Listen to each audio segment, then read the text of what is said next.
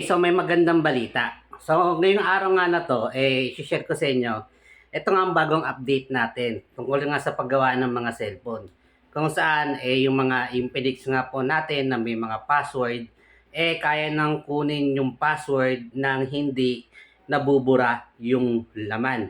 No, lumabas nga po yung isang program ngayon kung saan yung mga ibang supported na cellphone nga po, kaya na nga pong tanggalin yung password na hindi nabubura yung laman.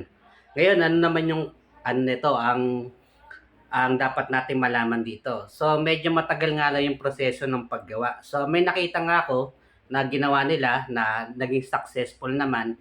Yun nga lang, 3 oras yung inabot bago nga malaman yung pinaka-password nung Infinix o nung cellphone ng customer.